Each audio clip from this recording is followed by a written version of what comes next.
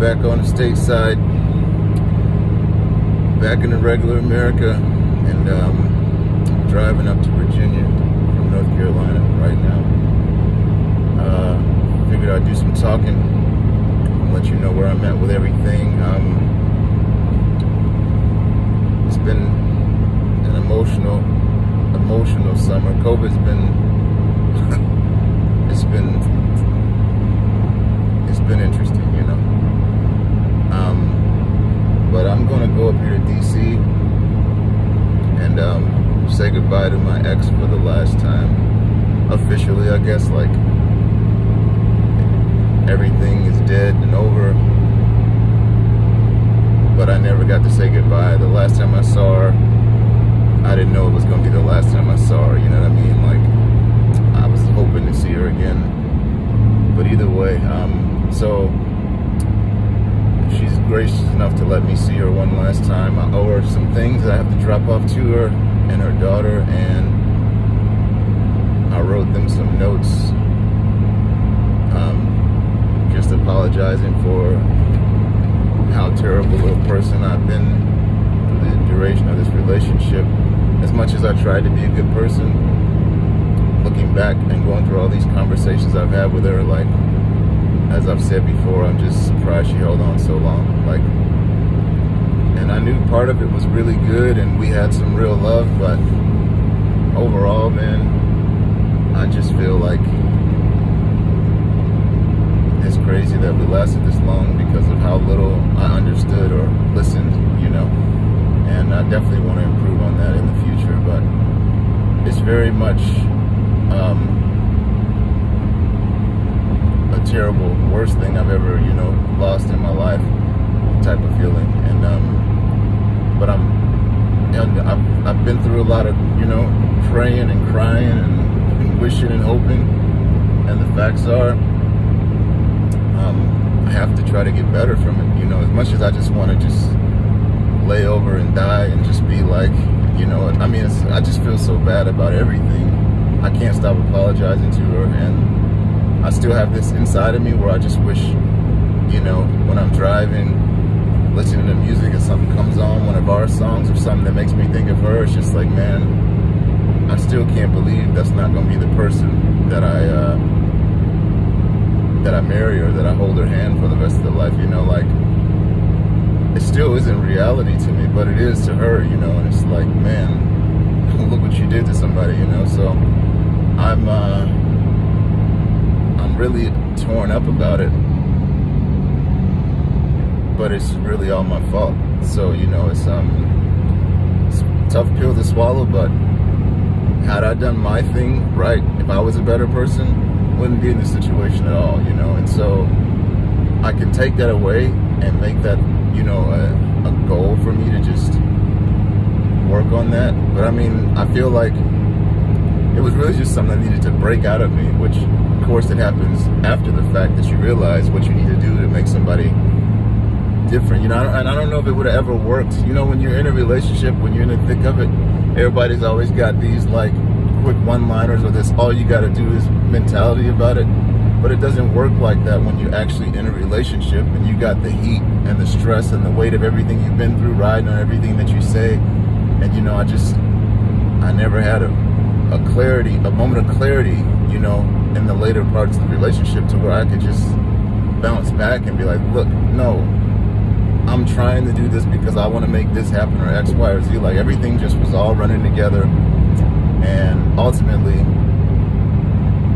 had I been a better person, or a better listener, or a better understander, or, I mean, I felt like I was fully committed, but maybe I needed to be more committed, even, like, to the point to where I started to realize, like, even when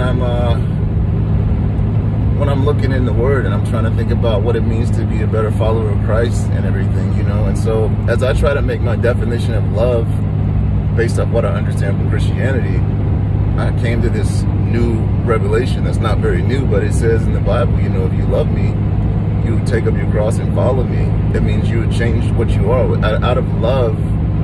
Not because if you love me, you have to change, but if you love me, you will be changed, is what I started to understand about it. Love changes you. There's evidence of change. And that's not to say that I didn't change for her or make changes for her. I didn't make enough changes for her, maybe.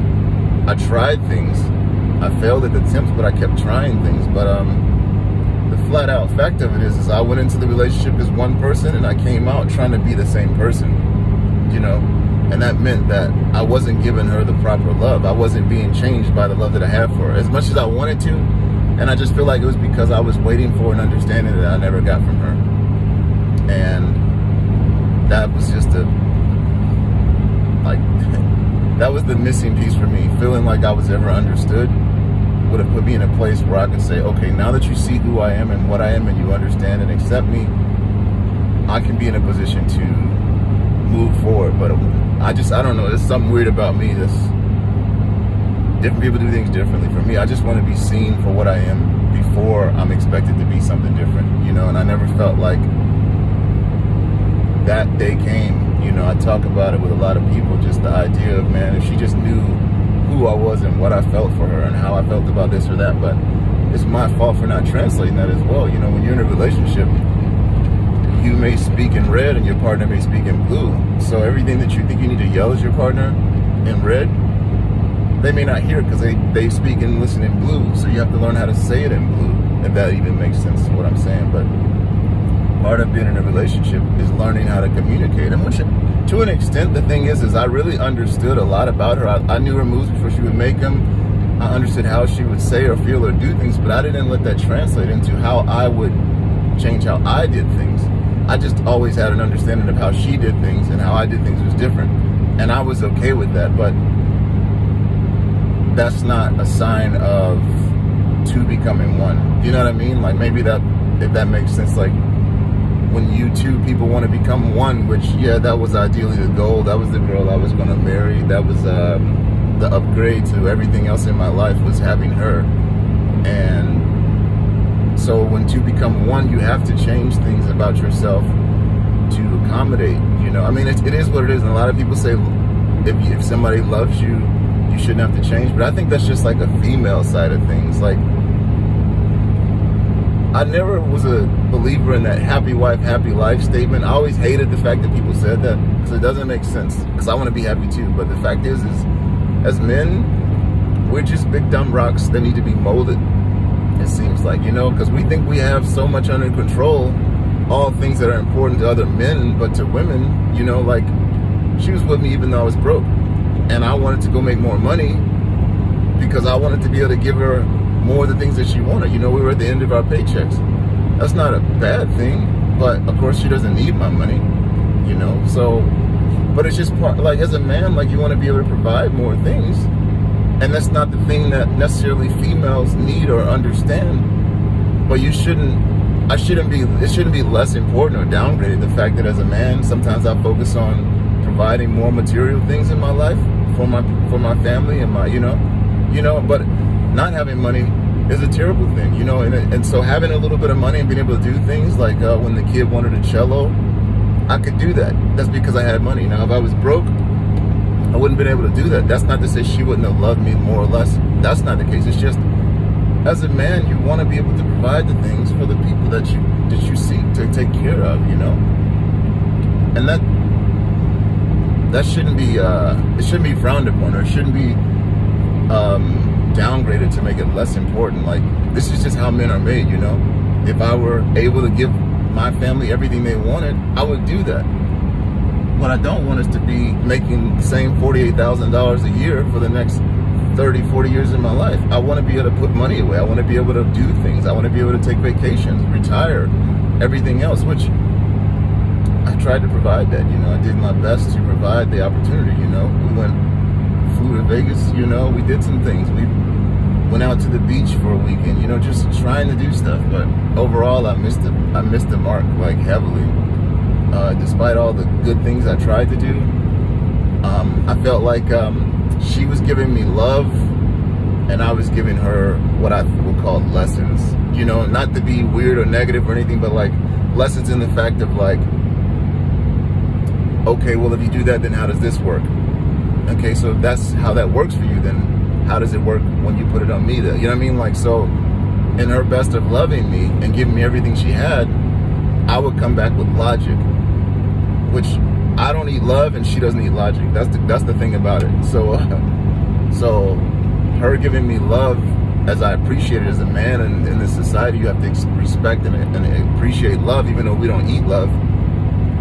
But then in me loving her, I would come with like logical things, like, okay, so if this is your goal to get here, logically this is what you should do. And I'm not telling her what to do, but I'm saying think about these ideas. Or hey, if that's where you want to end up, why would you take that route rather than this route? Or if you know, and so I'm just assisting to get to the place where you want to get to. And me being a huge believer in not coddling people, not holding people's hands like they're babies, made it out so that it seemed like I was cold, or not caring, which I never intended to be that. Like, I care about everybody so much. I do. If you know me, you know I'm a caring person, like, especially the person that I'm in love with, like, but I just failed to hit the mark, you know, and I'm just so broken and apologetic about it. Like, I feel terrible about it, but there's nothing I can do now, you know. That's a cold, dark place when a woman closes her heart to you. I felt this before. This is the second time I felt this in my life, and it doesn't get any easier. It seems worse. So I never thought I'd be here again, but I am here, and I have to go here, close this chapter of the best 3 years of my existence to date, and then you got to think about, with my faith and growing in the Lord, how to bounce forward and not bounce backwards with it, you know. And so I'm thinking, you know, and I talk to my mom about it a lot. She hears me all the time moping around, sad about it. But if you have faith in things like this, you have to consider that nothing we do we have real control over necessarily, like who comes in and out of our lives, you know. I was so blessed to have her. I always felt fortunate any moment I got to spend with her, but the time came and now it's over with. And I can sit here and cry about it, but it's not going to change anything, you know. Based on the way I handled that, the way I was a steward of this person that the Lord brought into my life, He had to end that for her betterment, if anything else, you know. Like, she really deserves better than that, and it took me forever to figure that out. So now I have to take these lessons and move forward and try not to forget, you know, try not to fail like this, you know. I definitely grew a lot. I tried a lot of new things, but man, she really had my number. So I don't know what to do with that, you know. I don't know, but I am torn up, but I really just want to be whatever I can to help her get forward and be a better her, because she just is a precious person and should have the opportunity to live life without the hindrance of me, you know. And that's just how I see that. So I'm going up here right now, and I'll be up here tonight, I'll be up here Saturday night, and then Sunday I'm gonna get to go say goodbye to her. I hope she brings her kid, because I want to see the little girl, but it's probably not likely either. But that'll be the end of that. And I don't know. I just can't believe it's real, you know. We had a song we picked for our wedding, you know. We had a wedding song picked out already.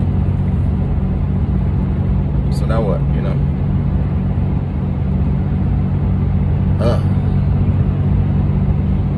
well, y'all pray for me, and let's get better at being whatever we gotta be. Keep growing, keep learning. As I'm driving, there's couples next to me holding hands like we used to do. Oh man, it tears me up. Oh well, sometimes you screw it up.